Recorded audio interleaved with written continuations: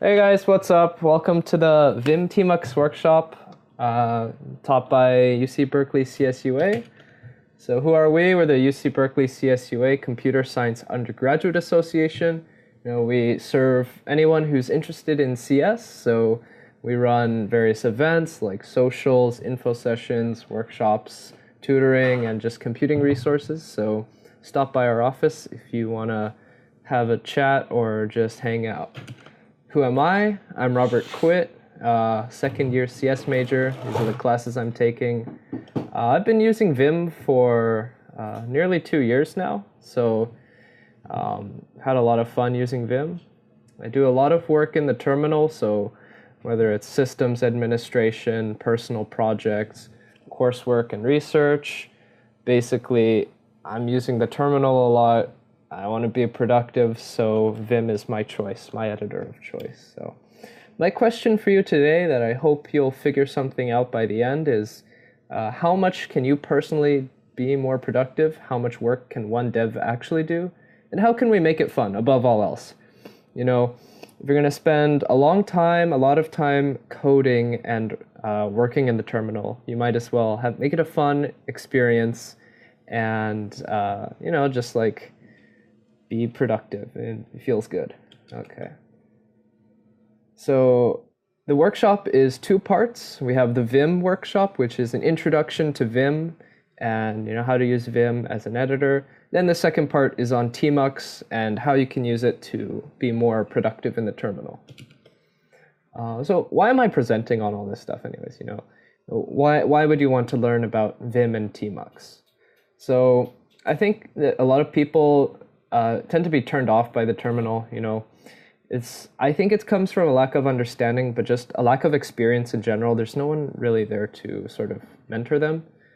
So a lot of people just get thrown into classes without quite knowing, how to use the terminal. So if that makes sense. And so I think that by teaching people how to use the terminal, I'll enable them to do great things. So I hope you all can get something out of this workshop and make it worth your time. I spend a lot of time working on my own configuration, so I might as well share it. I have experience with it. So it's just 2 years of working with Vim, as I've learned quite a bit so far. I would still consider myself a novice though. It's been around for 30 years, but people still don't know everything about it. So here's a little webcomic for you before I go. So this video that I'm recording right now is in post-production, but what's going to come next will be the workshop done live. Cool. Thanks. Bye-bye. All right. Just about 6:10, so I think I'm going to start the Vim workshop proper. So before we begin the sort of lecture material, I just want to make sure everyone has access to the slides. You go to this link up here, the tiny URL, and then on this slide number 11, we have this Google Drive download with the zip file, and that's going to have some text files that I'm going to have you use as exercises. All right. Everyone good? All right.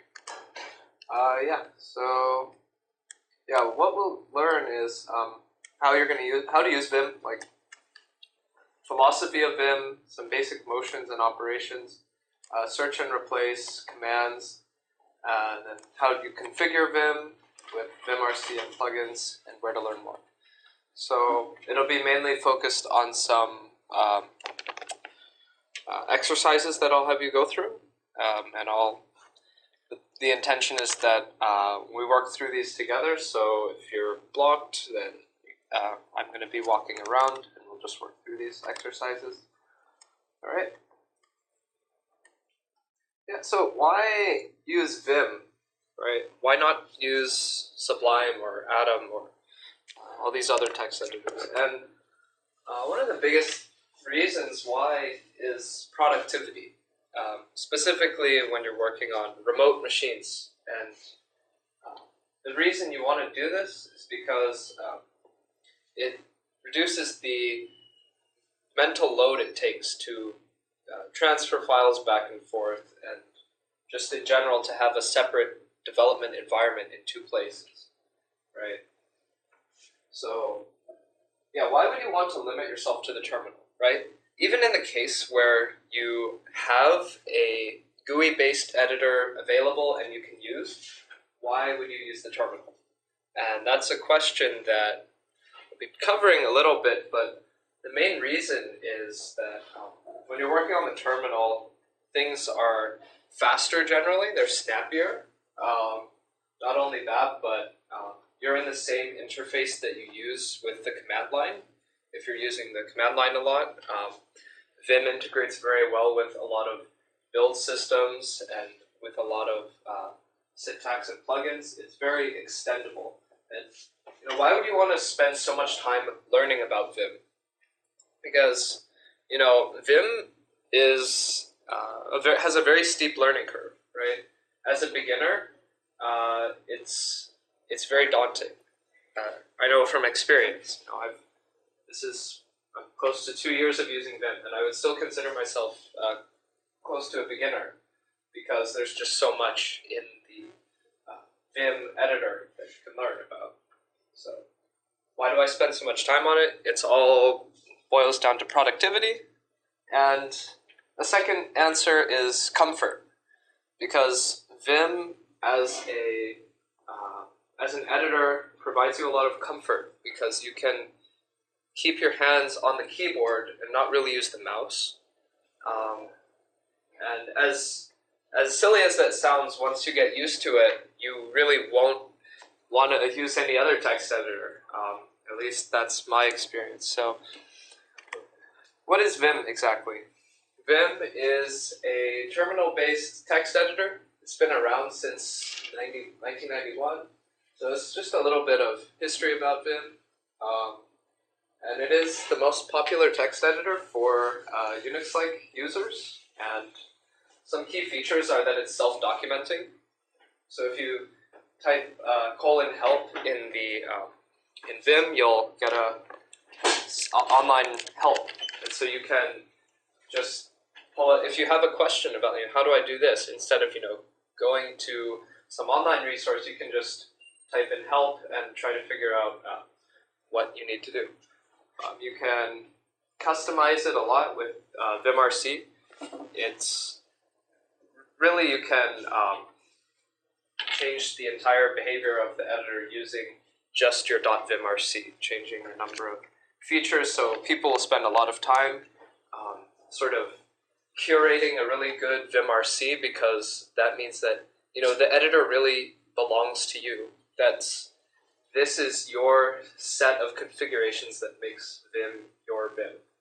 Yeah, and it's a modal editor, which is quite different from most other editors in that you have multiple modes that you use, that when you're in these different modes, keys mean completely different things. So in normal mode, that's what you should spend the most of your time editing in Vim, in normal mode, and you will move around the file, look at stuff. When you decide to make a modification, you'll use insert mode to insert text, or visual to select text. So, yeah, and if you have any questions about anything that I'm saying, if I'm going too fast, just please raise your hand. Right. So what is it about Vim that makes it so different? And what is the underlying philosophy? When people created the Vim editor, what did they have in mind? And so the main purpose is, at least one core philosophy, is you're using a sequence of operations in order to modify and edit the text. So at the most basic level, for a lot of your edits, you're going to use an operation and a motion. So what that means is that you have your text, and rather than selecting it with a mouse and then just typing something out, you can apply transformations to it, and you can move it around. And really, Vim is about manipulating text. That's what it's for, and you'll see that reflected in a lot of the ways that the commands work out. So modes, there can be multiple ways to do the same thing, but usually there is one best way. So obviously, if you were to have a file that has a lot of repetitive actions, sure, you can use, for example, Sublime's find and replace, or you can use the multi-cursor mode.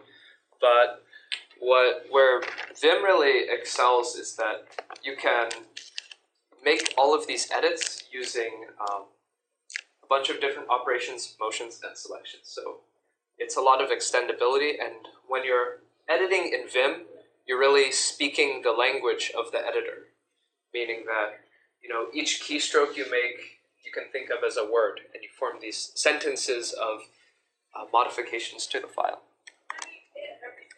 So normal mode is the mode that Vim starts out in, and there are a number of commands that are operations that you should know. So like change, selection, yank, paste, delete line, undo, redo. So what I mentioned before about the philosophy was that you can compose multiple operations together. So change selection, what that does is it deletes and inserts, sends you into insert mode, but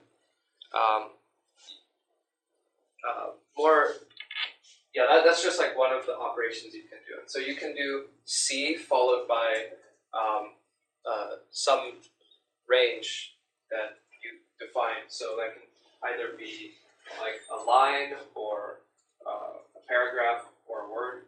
So I'll cover those motions later. Most importantly are DD and YY, which are both pretty helpful. They're basically delete current line, put it in the buffer, or register, not buffer. Yeah. So transitioning from another text editor into Vim is a bit of a few steps, because you have all of these different operations that aren't just like Control Z and Control Y. So it's different, and it takes a little while to get the intuition that you're doing commands on different ranges, and they can be like operations on different ranges rather than just a single operation. So,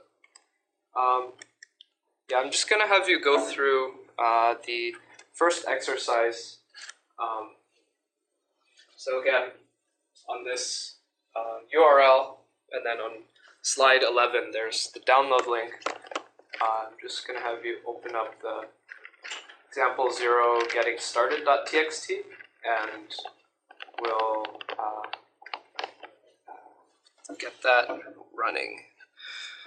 So it's pretty simple, straightforward, but no, not example 0, it's example 1 getting started.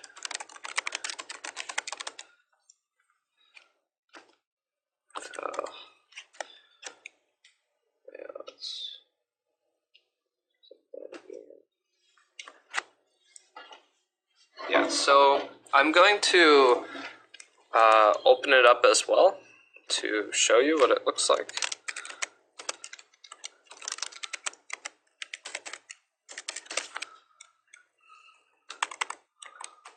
Alright, so this is what it looks like. Does everyone have this open? So what we're going to do, I can use the arrow keys to move around, but I can also use the HJKL letters on the keyboard to move around.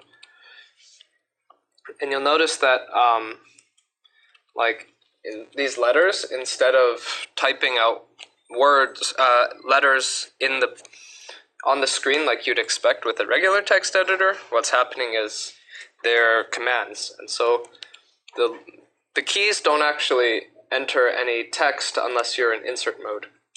So your Vim will look a little bit different from this, but it's the same idea. So I'm gonna press A to insert append. So I've gone to the end of the line and I'm appending. So I'm gonna say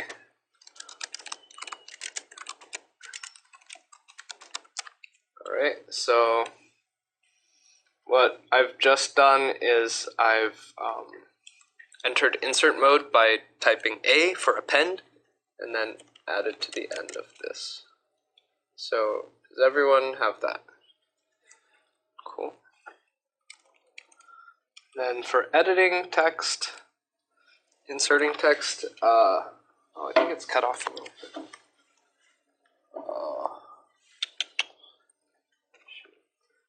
Give me 1 second.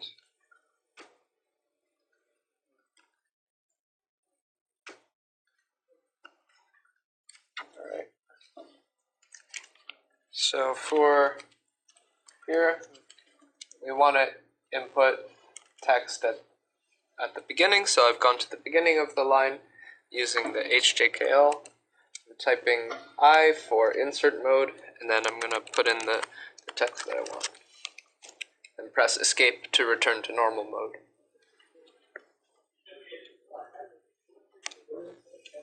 And then so for here, I have a word that I want to get rid of. So there are a number of, as I said, in Vim, there are always multiple ways of doing the same thing. I can go into insert mode, delete it, and then spell out what I wanted. And I'm going to undo that change because what I can do instead is the following. I can type C-A-W.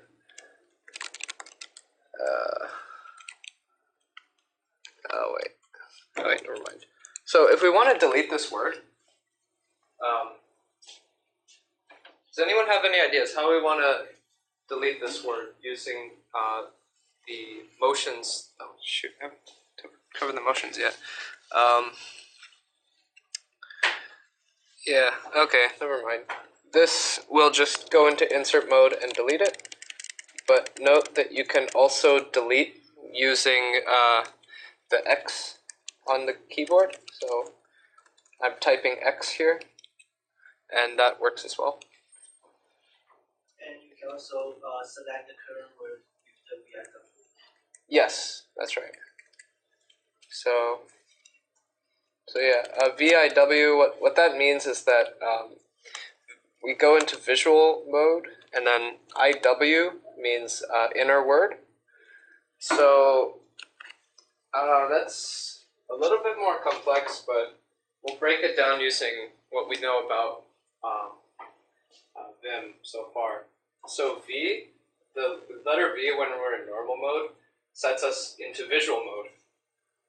Then IW is a motion, but it's also not a motion. It's called a text object. And the text object here, this IW stands for inner word. What that means is we enter visual. Can everyone see this? Okay. So this means is we enter visual mode and then we select the inner word. And then once we're in visual mode, we can move the selection over a little bit and press D. And D is delete. So as we've mentioned before, D is an operator, which means delete. But you also have to give it a range or tell it where to modify. And so, yeah, we're mainly covering just the basics. But yeah, if we want to delete this entire rest of the sentence, I'll give you a few hints. There's the $ motion, which means end of line. So if we compose these two operations together, delete and end of line, we can do exactly what that sounds like, delete to the end of the line. So if we do D $, then it just deletes that. Undo that. Yeah, and then we can also there are a lot of different operations and shorthands for them. So we saw DD before. DD is the same as delete. It sounds like, delete again, but delete is an operation. It's really short for delete the entire line. And then if you wanted to delete a word, you'd do delete inner word or delete a word. So D stands for delete, AW is that text object. That's going to be a little bit later in the slides, but yeah, so that's exercise 1. Is everyone comfortable with what we've covered so far? All right. So yeah, that's about it for exercise 1. Yeah, so we've opened it. How do we actually exit out of Vim and finish? So when I type the colon, that means that, let me just go over here. When we go into, we type the colon, what we get is we enter command mode. And there are a few commands that we use a lot. Write, quit, help, set. What these commands do are just basically help you use the editor for like things that aren't actually modifying the text. So write by default is :W, and that is basically the equivalent of saving. So it's not Control-S like a lot of other editors. And then when you want to exit, you do :Q. If you have unsaved changes, say I've changed something, by Q, it will say no write since last change. So it's very similar to in other text editors prompting before you exit. So we have to do Q with an exclamation point. Tell it, quit. Gotta really exit out of that. So help. I'm just gonna introduce you guys to help now, which is I think one of the most important commands that you should know. So remember how I told you about DD, DIW, DAW? Where do you actually learn about what these commands do? And to learn about those, you can either look online or look at tutorials. But if you're, just as a basic example, so let's do help. Can everyone see the screen? Okay, so help and then D. So what does D do? So delete text that motion moves over into register X. So yeah, DD, delete count lines into register X line-wise. Delete cursors until end of, delete characters under the cursor until end of line. So you can see that there are all of these entries for what these commands do. And so what that basically is saying is that we have all of the commands right here. So how does C work? Well, we can do help C. The C is delete and then enter insert mode. Right? Damn it. Yeah, be careful about pressing caps lock because that does stuff. Anyways, so that's C. And so we can look at all of the different commands in the help documentation. So does anyone have questions about help? I think it's pretty straightforward what it means, but the repercussions of this are that anything you want to know about what commands do, if you see something in a tutorial that you don't understand, or if you see something that you don't quite get, then this is where you go to get help. And then for set basically lets you set various options on the of the editor. So if we want to be there's just a lot of different things you can use with set. So you can search for what those things are using the help again. So help, say, I'll actually cover it in just a bit, but keep set in mind. All right, so yeah, here we're gonna work with some indentation. So I think it's actually exercise 2 in the files, but so bad indent.c. I'm gonna open that up and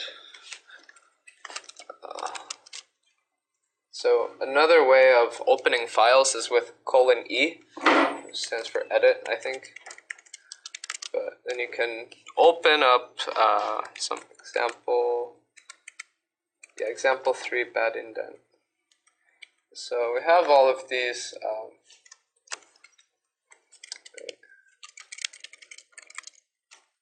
Okay.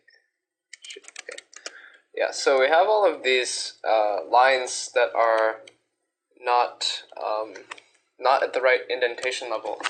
So a really big part of editing code with your text editor is changing the indentation level. So much like D as our delete operation, we have left arrow and right arrow, which are change indent. So with change indent, again, it operates very much the same way. If you give it the same arrow twice, then that means shift the line to the left, but only this line, much like DD as a shorthand. And then you can enter visual mode and then use the arrow as well. So is visual mode, does that make sense to everyone? Visual mode? Okay, cool. So any suggestions? How would we go about changing the indentation to be proper for all of these lines?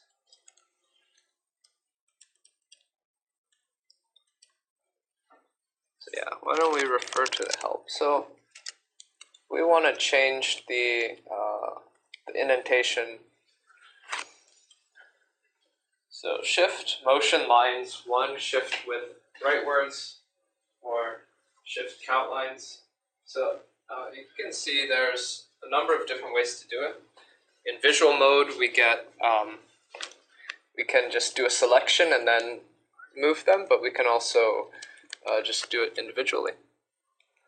All right. So yeah. Oh, also to close the help screen, you will do the same :Q to get rid of that. So does everyone have it open, or have they done it?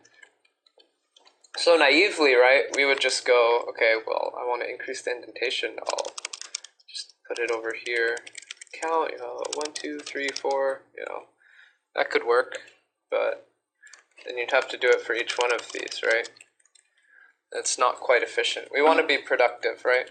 So notice that we have this while loop. We want to push everything out for the while loop, so we'll use line-wise visual mode. And we'll select everything here, and I'm going to use the right arrow to move it all. See that? Is that clear how that works? And, yeah, and then for here, you can do the same thing. And if you want, you can use the dot to move it back. To move it again. So dot is basically do again. Just a period.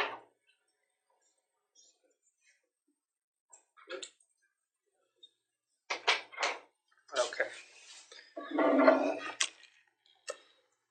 Is this clear to everyone? Oh yeah, and then so as we saw in the help screen, we saw that so if we do help, right arrow, left arrow, we notice what is this shift width? Shift lines 1, shift width leftwards. So I don't know what that means. So let's do help shift width. Hey, okay. So we want to get this help shift width Yeah, there it is. Okay, so we had to use the quotes, but there's the number of spaces to use for each step of auto indent. So how do we see what it is? Well, we can use that handy set command that we were talking about earlier. We do set shift width, and it's 8, but we want it to be 4, so we'll do set shift width equals 4. Then we can exit out of here, and let's just reset everything. Does anyone have any suggestions how we might want to reset all move everything to the left? We could undo, yeah. So we'll just undo all the changes we've made. And so that's one way. Yeah, good. So for here, we'll use the visual selection tool again. Move it out. Notice this time it only goes by 4. Right? Is that 4? No. Okay. Alright, so we'll just move this all to the correct indentation level.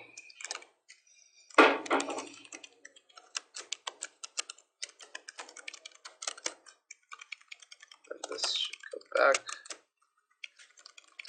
Oops. So yeah, notice that it's not quite working how we want it to, right? So how do we go about doing this properly? We can look at what exactly this does, and yeah, so here we can see that there's this shift round, and maybe that will help us, because if we read this, if the shift round option is on, the indent is rounded to a multiple of shift width. So that sounds like it's helpful. So if we set shift round, that's going to help us out. So, right. So we can move this to the correct indentation level. So now it's all lined up. Okay. Does everyone see how we read the documentation and were able to figure out what to do? All right.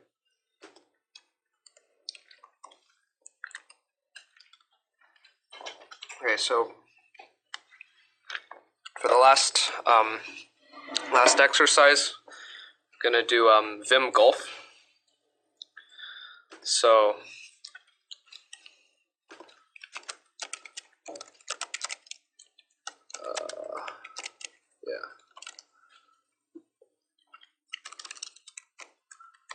yeah, so what I have here is a challenge for you. We have all of these lines over here, and we want to change them to all be chars, and we want all these vars to be variables, and we want to end all the lines with a semicolon.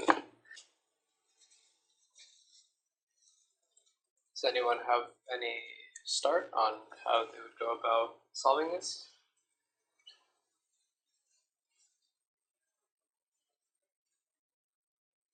We can record it like a sequence of commands, so we can start from names, delete the words. Okay. Char. So so let's go over that. So we want to record a macro. So that's going to be Q, and then I'll just call this macro W. So we want to delete the word, right? We can actually, we can delete bar as well. So we'll delete 3 characters ahead of us. Okay.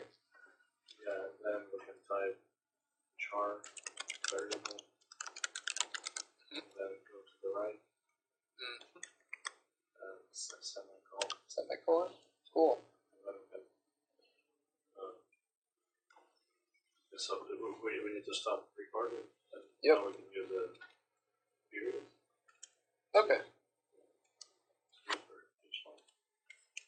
Yes. So the Q was for a record macro.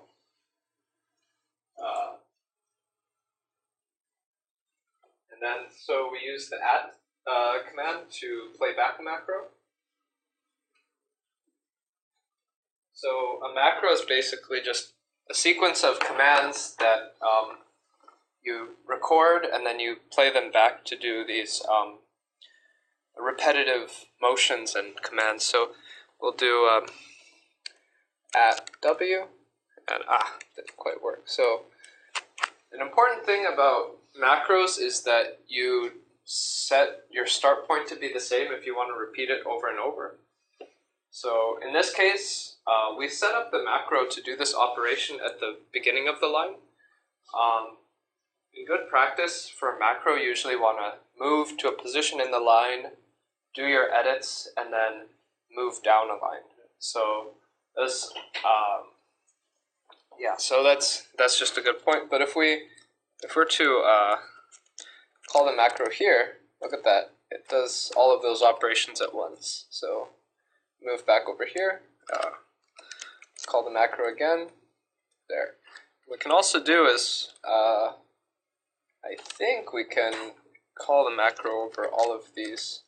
Oh shoot, never mind, you can't do that.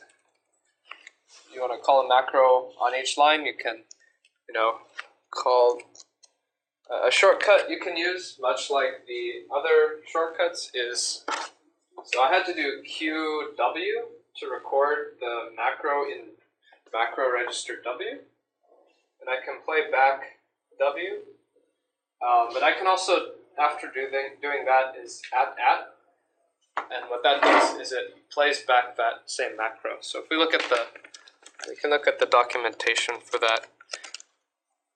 So yeah, execute the contents of registers such and such this many times. Yeah, there's the help. Cool. Good. So yeah, that works for all of these except for this one, because we didn't move 2 to the right, but what we could do is instead of moving to the right, we could use move to the end of the line. So yeah, see, there's a lot of different ways of sort of doing the same thing. So that's one way of doing it. So good.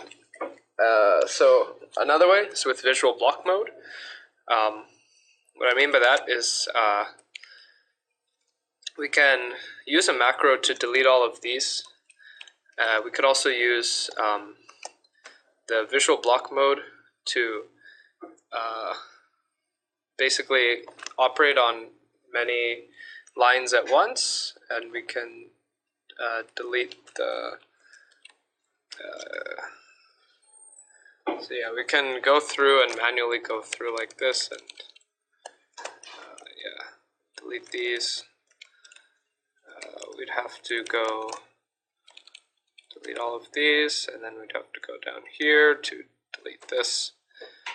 And then we would go back in visual block mode, use the insert, Shift I, and then char space. And so it operates on all of the, oh my goodness, that was the wrong one. So what we can do is we go through with the macro first. So we'll do a macro D to, so we go to the beginning of the line with the caret, delete word, and then next line, and then stop recording. So we can call that a few times. So delete, we'll just do that a bunch of times. And so remember how we could use numbers to do the same command multiple times? We see that we have 1, 2, 3, 4, 5, 6, 6 lines, so we can do 6 @.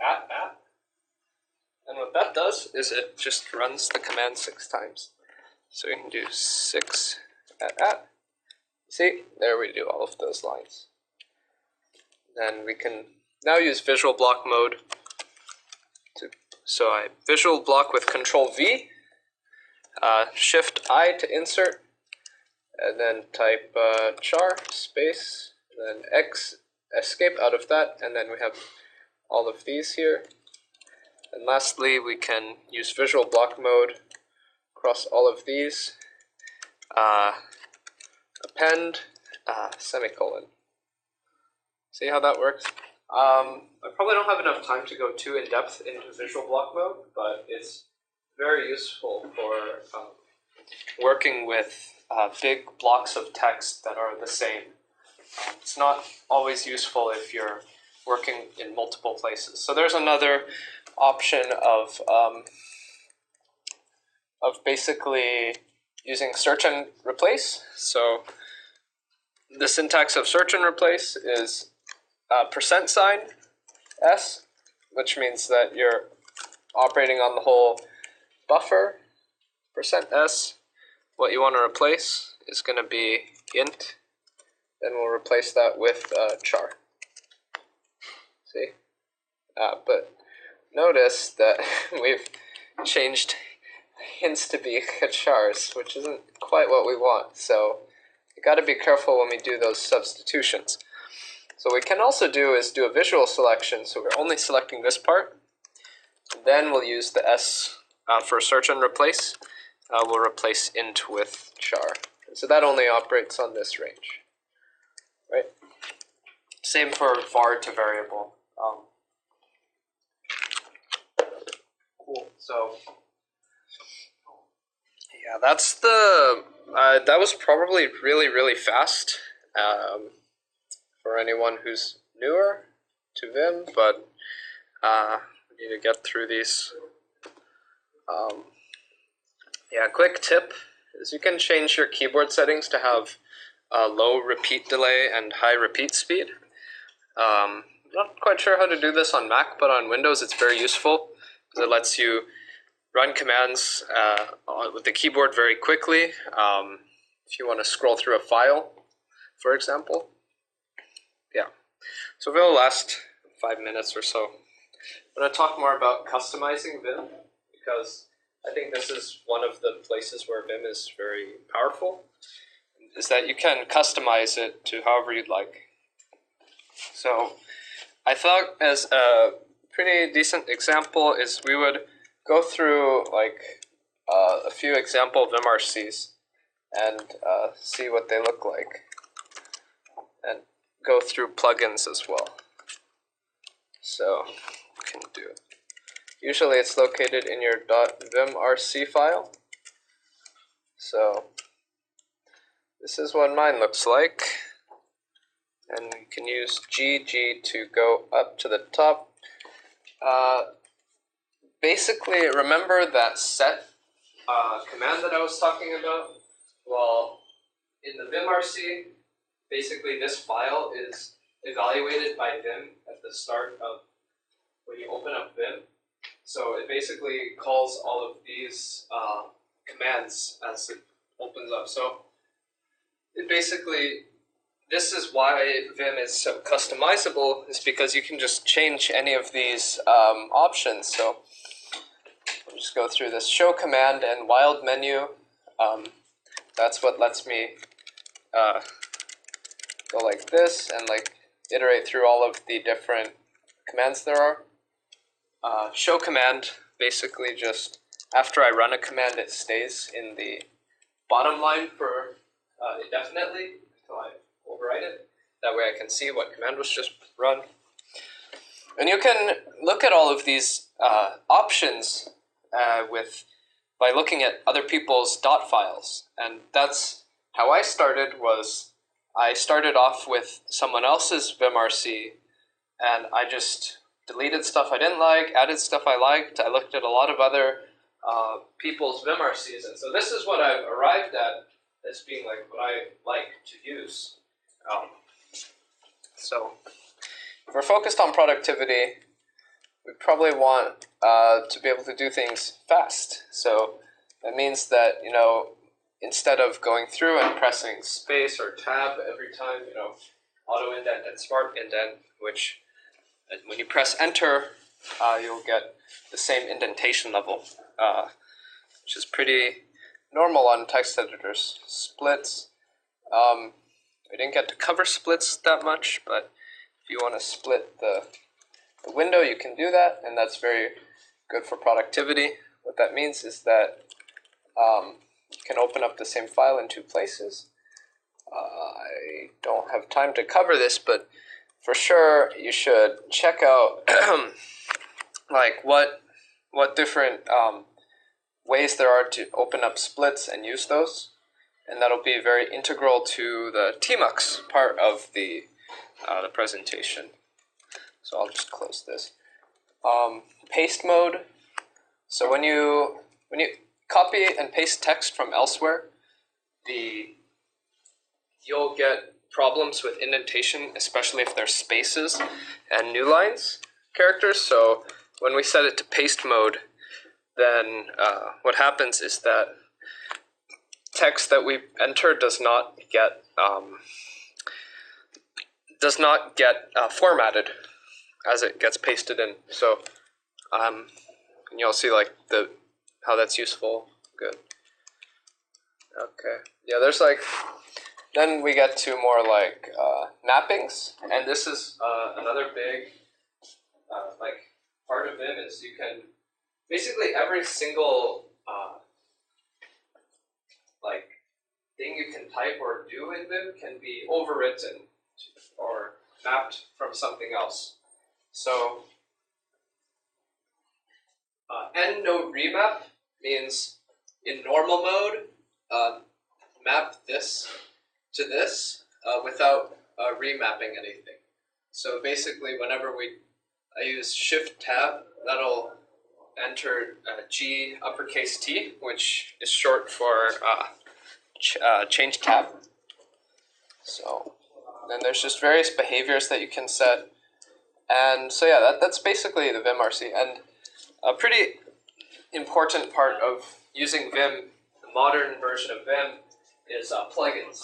So there's a lot of online tutorials of how to use plugins, but I'll just go through some of these plugins and how they're useful. Nerd Tree is one of the most popular plugins, and that lets you do a tree of your current directory. So this means that on the side I can look at different files and open them. So say I want to open up this this file, I can just open it up like this. And then it's basically another split. So then I can just close that. Cool. So you can see how that's useful. We have that in like other text editors as well. So it's pretty commonly used. Commentary. So what commentary does is you can call commentary, and what it does is it just comments out the line or toggles the comment on the line, right? What's cool about this is that you don't want to type out commentary every single time. So what you do is you map a key press to commentary, and so that lets me just do it with one control / much like Sublime Text. Vim Tmux, this is contrary to what it sounds like, it just has syntax highlighting. So plugins have three main uses. Plugins that extend functionality, plugins that change your colors, and plugins that add syntax highlighting. So Airline is a pretty big one. Airline is used for this thing at the bottom. It's not normally in Vim, but it adds a lot of useful information about the file at the very bottom, and so it's quite useful. I would recommend it. Surround is a really cool plugin as well. You can change the surround of a motion. So if we do like CSA, right, CS. Yeah, so notice what I did there is you can actually look at help for surround. So what's great about Vim's plugins is that the plugins themselves also work into this documentation system. So I just typed help surround, and this will give me all the help I need for using the surround plugin. So yeah, so this command is like delete surround, and when your cursor is here, and you run delete surround, which is a plugin command, and then it takes the surrounding and it will delete it. So here, this example, change surround, add surrounding, which is U surround, visual, then four to the right, and then surround with a single quote that will surround. So yeah, the plugin system is very, very, very rich. There's hundreds and hundreds and hundreds of plugins, so go find ones that you like. Molokai is the color scheme that I use. I recommend it. There's it might take a while to set up the 256 color terminal mode, but it's very nice. Tag bar is usually when I'm working on C files, I'll generate a tag file, and what that does is it lets me navigate the file more easily. Usually they'll show up on the side, but I don't have them open. Yeah, no tags. So JavaScript syntax highlighting, incrementing, Vim Tmux Navigator, I'll cover that in the next hour. Better white space. What that means is if there's white space here, it will show up as red, and that makes it very easy to spot. And it also provides me with a command strip white space that just gets rid of all white space. Yeah, delimit mate. That's like, if I type, it will have an extra one at the end just for completion. Detect indentation, Nginx, PHP. So like, what I'm getting at with this is these are just my plugins that I use. Well, I don't own them, but these are the plugins that I use. Everyone has their own set of plugins that they'll like to use, and importantly, if you want to be productive, especially if you're working on a remote system, you want to have your dot files easily accessible so that you can work and easily install them on whatever remote machine you're using. So you can imagine if you're the beginning of the semester, for example, and you're starting your class, like you have 61C and like some other CS classes. You get access to the Hive machines, right? You want to be able to have just download this and then just have it there so that your environment on the Hive is the same as your environment at home. So yeah, and then there's just a bunch of like, yeah, color scheme, remaps, commentaries, then Tmux navigation. So that's what I use. It's not quite that elaborate as a lot of other people's, but it's pretty useful. So what the final point I have is that like Vim is a really big, very popular text editor. There's a large community and ecosystem. There are a lot of talks on Vim and how to use it productively that are much better at orating than I am. So print out a cheat sheet. That's very useful for your first few months. It'll just make it much easier to like remember all the commands. Keep using it. That's the only way you'll get better. Yeah, it's just like experience. If you really want to get better, you have to have a desire to get better. You know, you can use Vim and just use it as a. If you're just using it and not really trying to get better, it's no better than like Notepad. In fact, it's probably worse than a lot of other text editors if you don't take the time to learn it. So that's one of the contentious parts of Vim. Is like once you learn how to use it better than other text editors, you'll not want to switch back. But for the most part, if you're not trying to learn more, you will generally find other text editors more appealing because they're not as complex. So yeah, keep using it. Vimcast.org. I just like that website. It's really nice because it's a lot of practical examples. Vimawesome.com. It's has just a list of plugins that you can, like the most popular plugins based on people's dot files. Yeah. So, yeah. Sorry I went a bit over time. If you're interested, I'll just walk through a few of the extra contents. Yeah, white space management.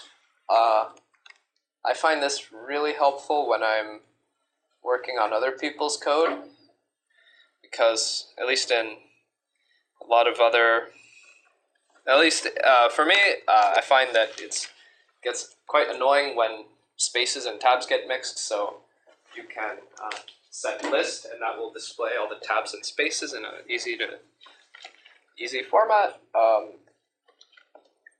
There's an example in the examples directory that you can look at. I'll just do that right now if you'd like. So yeah, let's open that up. You can use nerdtree even. Nope. Okay, we can go white space and close this and close this. Right. So yeah, I have the plugin installed, so it displays some of these already, but the way you would go about finding these is you do a set list, and you can see where there's dots. There's white space. Get rid of those. Yeah, don't do that. Visual, type VI. So yeah, there's mixed indentation, and that's pretty bad. You don't want that, generally speaking. So yeah, that's just with a set list chars. So list chars, this is what I have set. You'd have to set it yourself, otherwise what happens, the default is kind of sketch. So see what happens when we do set list chars equals. So here, it's a little bit harder to understand, but you can still get the point. You see the tabs are these control I characters, and so yeah, that just shows you where all the tabs are. Yep. Tabs in Windows. This is probably for your own time and for the Tmux Workshop, but you can split the editor into different windows and tabs. It's quite a bit to cover, but yeah, you have all these concepts that yeah, you can read the slides, try to understand it. There's help windows.txt that'll help a lot. Auto-completion is really useful if you're just working on any programming in general. There are a few different options you can use, and there's a lot of articles online, so I won't cover it too much. I don't personally use auto-completion, so I can't say too much, but what I'll use often is the star, and that'll search for a keyword in the file, and that's usually enough for me.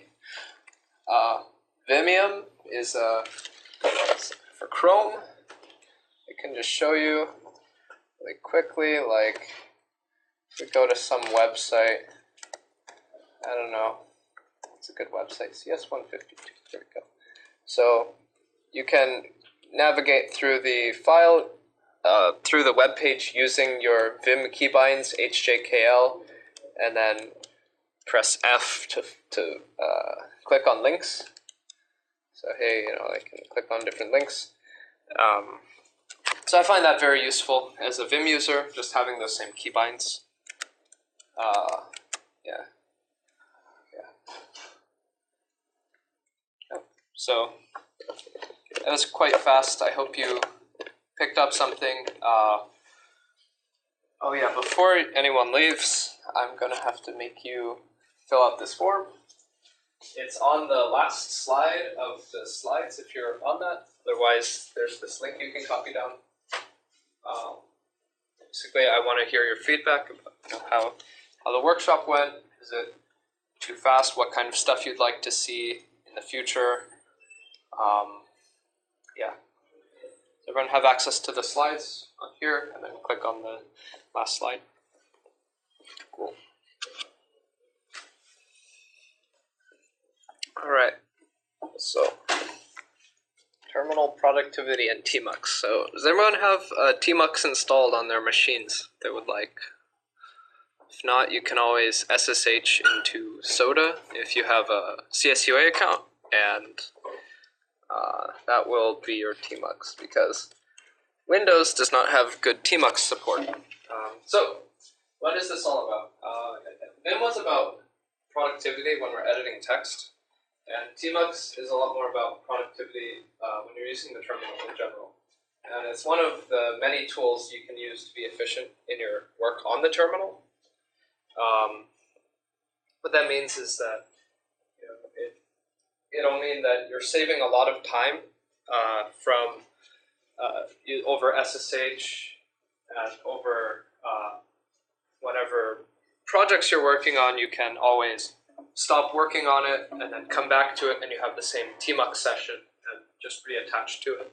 So what exactly is Tmux?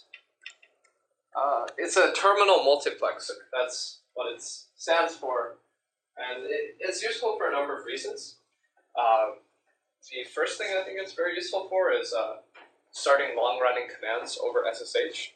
So I don't have a diagram on the slides, but I'm going to draw it out. Basically, you have your remote server, and what happens is you can run a Tmux session on here and attach to it over SSH, and this is your local. And basically what that means is that if this SSH connection is severed, your Tmux session is still running, and then you can either connect again from the same place, or you can use a different computer or client or whatever and still connect to the same session. So that's incredibly useful because if you're working over Wi-Fi, your connection is severed very easily. And if you're working from, you just won't have access to the computer and you have to run a command for a long time, you just open a Tmux session and run it. Another reason why it's useful is because you can have Vim open in one Tmux pane and the terminal shell open it up in another pane. So I think the easiest way to show you is just a demonstration. Yeah. All right, I'll just go into the shortcuts a little bit. Once you open up a Tmux session by typing Tmux, you can then, your leader key is what basically escapes the usual terminal input. And so basically, after you use that Control B, then you can use % to do a vertical split of the screen, quote to do a horizontal split, D to detach the session from your terminal, and Z to zoom in on the pane. Those are the ones that I think are most commonly used. There are a few other ones that are used as well, but you can look those up online or in the man file. So, as I said, it's going to be harder to use on Windows, so I'm just SSHing into my local machine. So when I do Tmux ls, what that does is it lists the sessions that I have open. So there are a few concepts, like organizational objects in Tmux. There's the server. The server is basically running on your user account, and then you have a number of sessions. And each session you can think of as a different workspace. And then there are multiple windows in each session. Usually there's one, but you can have multiple. And windows you can think of as basically just views of the screen, of how panes are laid out. And a pane is a single terminal view. So I'll just demonstrate. So Tmux, and that by default creates a new Tmux session. You can tell by the green bar at the bottom. I'll use leader plus %, and so now I've got two going on. So what this means is that these are two separate terminals, and I can run something on one and also run stuff on the other. Like, I can do like Vim here, do like htop, so it's a little bit big. But basically, what that means is that I have the ability to run both of these over one SSH connection. If I wanted to just focus entirely on Vim, I can zoom in. You'll notice that at the bottom, this status bar has changed to be Z for zoom, and it gives me the process name. I can type in whatever, and I can unzoom. So this is 2 panes in one window in one session. So generally, I have different sessions for working on different things. So I can press leader plus S. So leader S is sessions. I can see all these different sessions that I have with the arrow keys. Press enter, and I've switched. So right here's another session that I have. It's just working on a website. And so what I have here is that I can deploy the server in one terminal, watch what outputs are coming from standard out. I can have just a command line here that I can, do whatever, work with my Tmux configuration. Here I have Vim, which usually I won't use it this small. What I'll do is I'll move here and then zoom in. Then when I'm done, I just unzoom and then go work on stuff. Reset the server, set webpack. So I think this is one of the most useful use cases for Vim Tmux is like working on some project remotely. Because I don't want to set up this environment on my local machine. This is Node.js. It takes up a lot of space for the node modules and all this extra software that I don't want, and the reason I don't want it is because I can work directly on my development environment without trying to set it up on here, which is going to just be slow and not good. So that's why I want Tmux. It's for the ability to work all like this. And notice that I just brought this up from nothing. Usually, if you SSH in, then you just have this prompt. It's not really useful because it's not very useful because you can only have one, and if you want to have multiple terminals, you have to open up multiple connections, and it just gets very painful. I don't have to be on this computer specifically. I can move to a different computer and attach to the same session.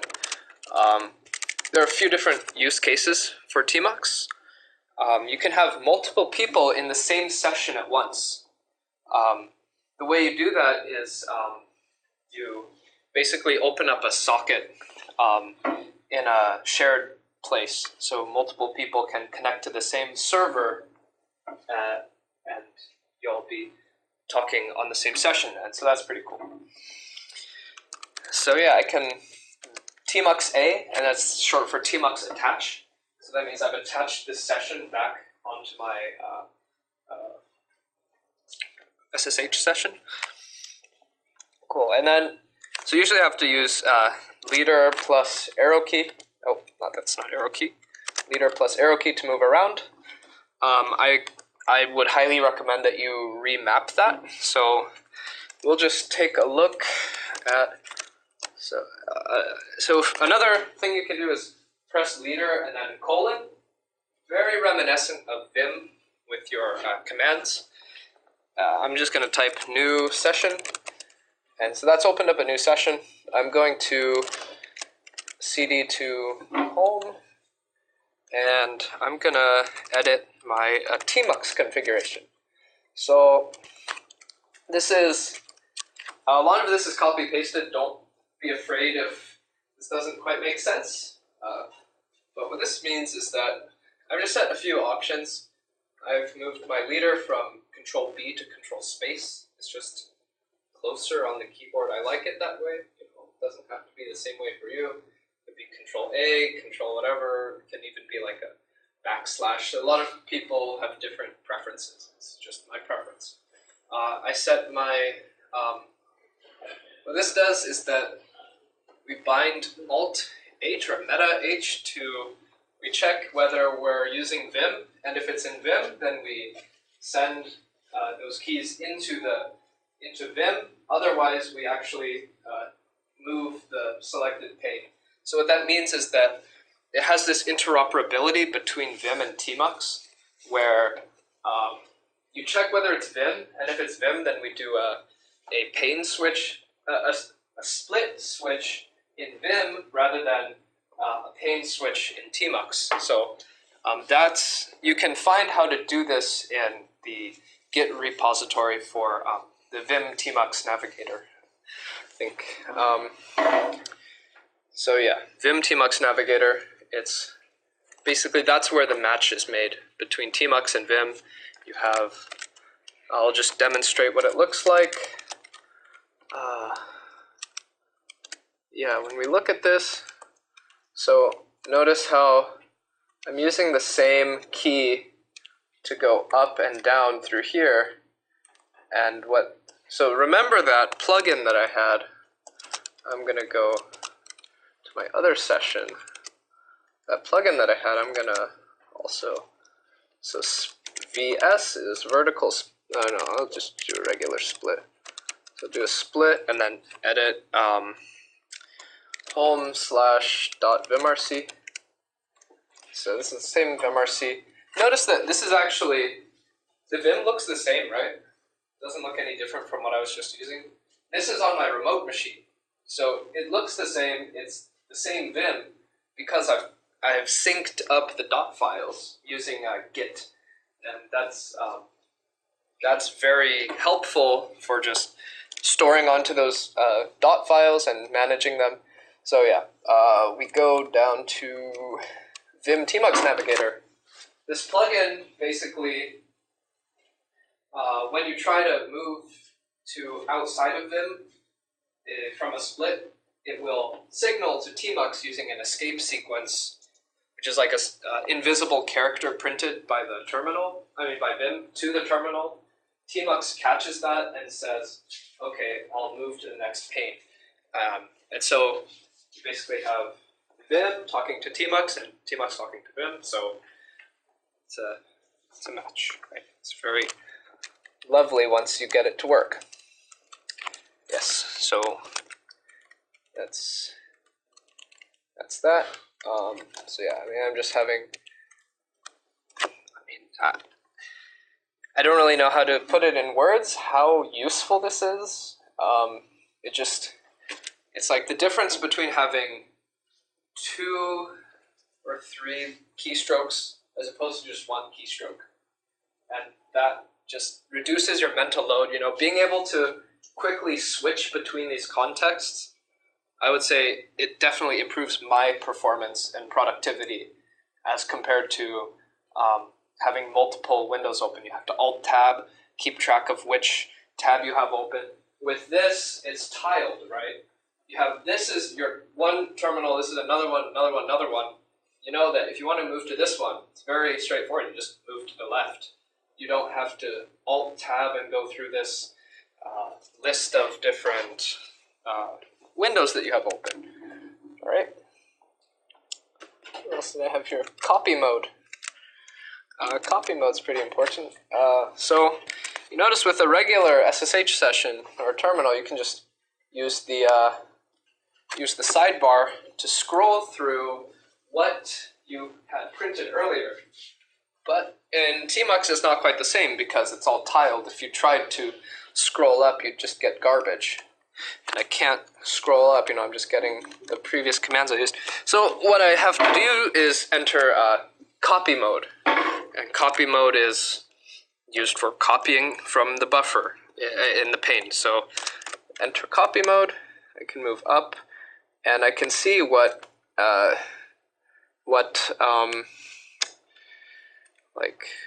what I did in this terminal pane.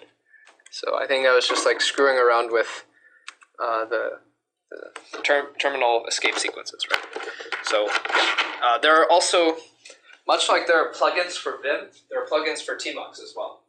A lot of them have to do with being able to quickly navigate and search in copy mode.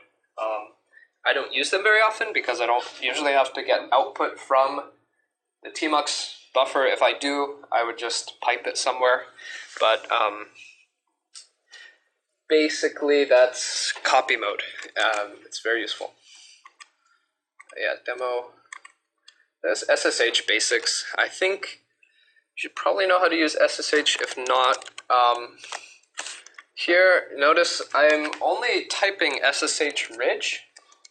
Usually I would have to type this, robert@ridge.us.to-p2222. Yeah. So instead of doing that, the SSH command is very simple. It's just username at host and then set the port. Right? It's not terribly difficult to type that out, but again, we're talking about productivity in this workshop. We want to make it as fast as possible. We want to reduce the mental load of typing that out. So I'm going to take a look at the file that defines that, which is located in this directory, .sh/config. And if we look in that file, this is pretty simple. I don't really use this computer for much SSH work, but I'm sure you can understand this. It's very straightforward. Hostname, port, user. Yeah.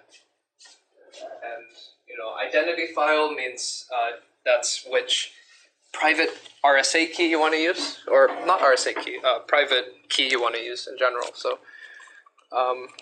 yeah, this is just my SSH config. So I can just type that and it fills out all of those for me. So, cool. So, especially if you're working on a lot of machines, or if you're working on the Hive machines, think of how long this is, right? It also works for SCP. So you don't have to just use it for SSH. Imagine typing this out every single time you wanted to, SSH in. That's going to be kind of painful. So you'd rather just type in SSH Hive 5 or something like that, 61C. So yeah, that's the SSH config.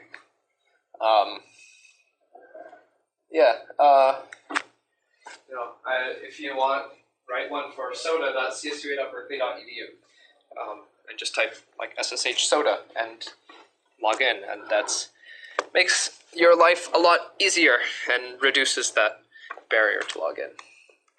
Passwordless SSH with SSH keys is another big part of productivity. Typing in your password, especially if it's a secure password, is it's not that time consuming, right? It only takes 5 seconds most. But when you type it in wrong or just frustrated, it gets in the way, and honestly, for me personally, I just feel like I'm wasting my time. So what you can do is generate an SSH key. Don't add a passphrase, because then you still have the same problem as you had before, and you're not being any more secure. Because if someone gets hold of your private key, then generally, if it's not a big RSA size, they can just crack it anyways with some offline attack. So yeah, it's best to have separate SSH keys for each machine. And that just means that you have each machine has its own identity file, so you don't have to worry about if one file gets compromised, then all of your accesses are compromised, and you have to go through and reset them all. But instead, you can just have revoke access for one of those keys. This also works for GitHub, for example. Rather than cloning using HTTPS, you clone using GitHub's SSH access. You'll learn, if you read about it, that SSH access over Git, or just Git in general, is just accessing a remote file or directory called .git. So it's it's not actually that not so complicated, because what you're just doing is logging in, getting access to a file. So yeah, that's SSH. Yeah, I think I mentioned this already in the Vim workshop, but dot files, I would put them in a repo, so your installation process could literally just be, what is it called? You clone the repository and then just copy the files out. And if you're too lazy to even do that, you can make an install.sh and run that. That's what I do. And I can just show you right now that the process that I take is very simple, right? So I don't have the link on me, so what I'm going to do is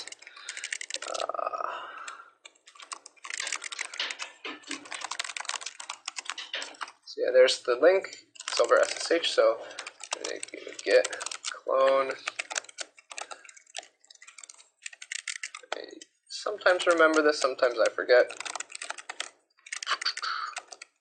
Should I just get the... Yeah, you get what I see. So clone it, and then it goes into dot files, and then I just run install.sh.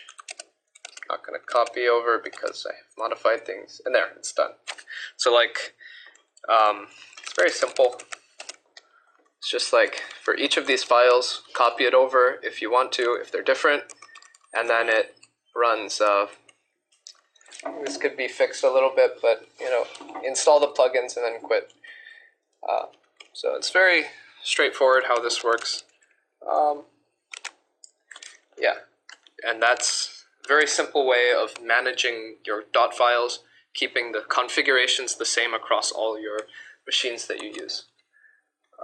Yeah, I think I also mentioned this, but developing your dot files, probably just like go off of a base and then work from there.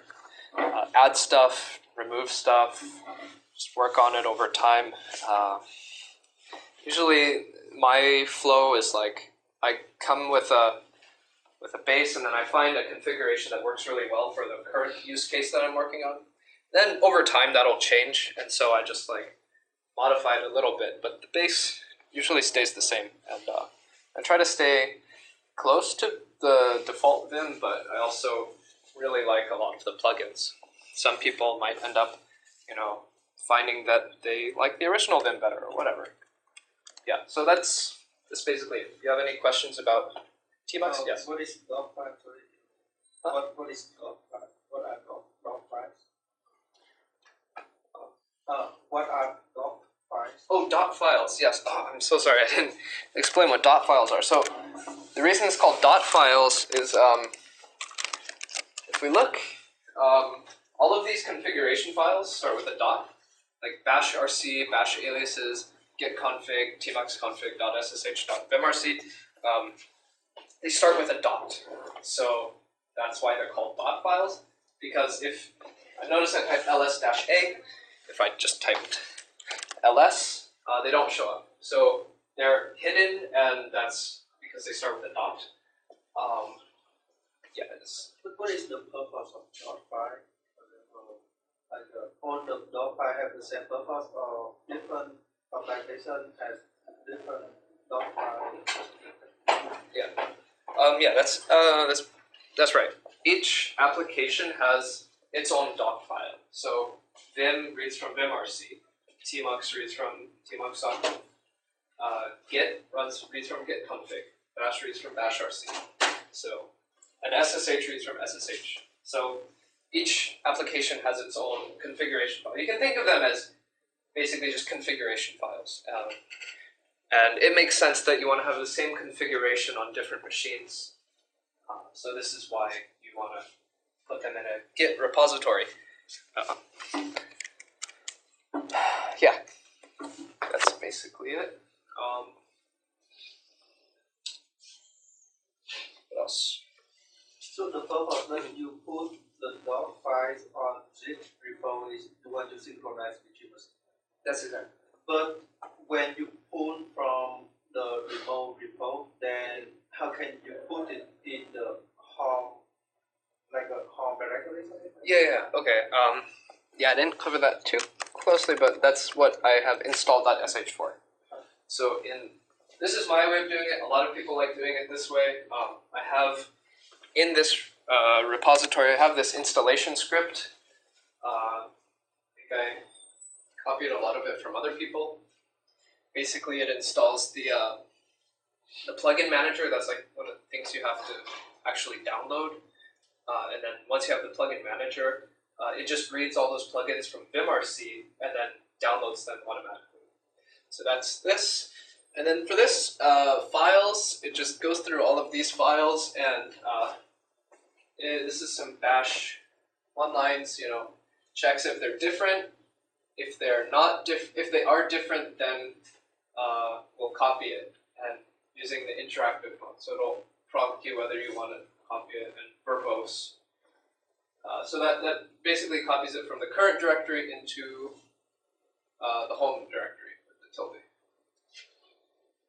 Good.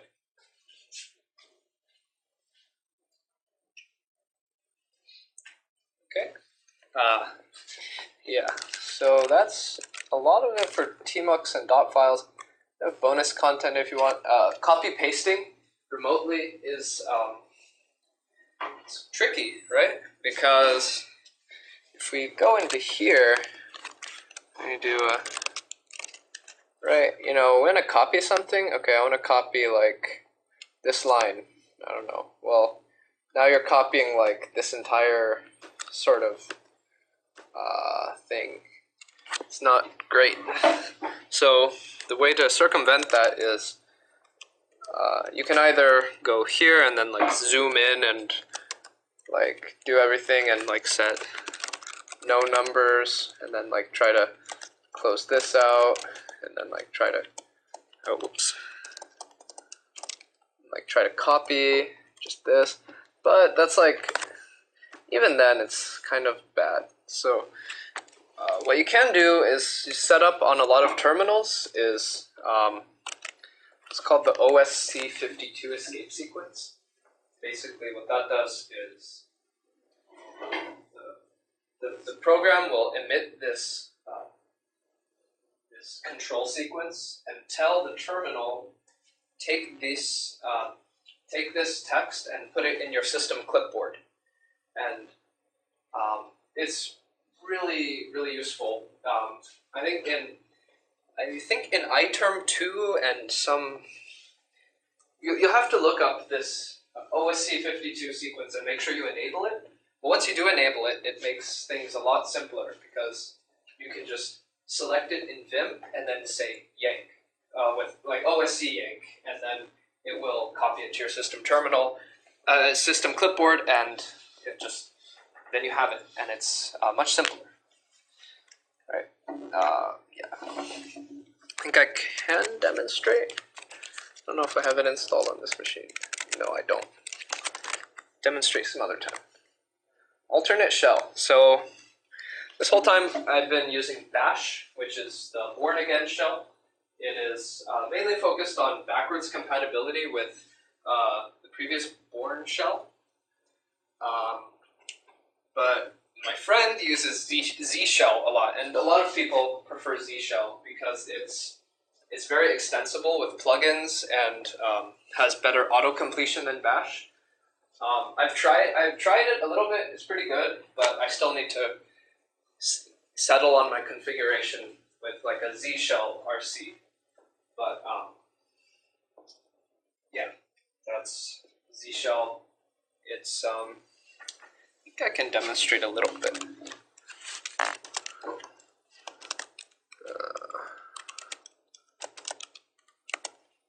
So Z shell, I'm going to quit this. So Z shell, it's an alternate shell. It's basically just better auto completion. So if I want to auto complete CA, it's trying to complete a command, so it can like get like all the commands that start with CA, and I want to cat, just like that, and then just like list the files, and it's just like let's do rahul.py. Yeah, so like it's basically just better in a lot of ways. I can't make a very strong argument for it just because I don't use it very much, but definitely look into it if you're trying to be more productive. It will make working with files a lot better. Input RC. This is basically the same thing as Z shell, except on Bash. And so if you're working in a place where you don't have Z shell, you can modify input RC, and input RC is much like Vim RC and all that, except it works with the shell. Here's like a Reddit post. Essentially, you can change the way auto-completion works with tab. I don't think I got to mention auto-completion very much, but you can, if you type out a file name and you don't want to type out the whole thing, you press tab and it just completes. It's very useful, very handy for many reasons.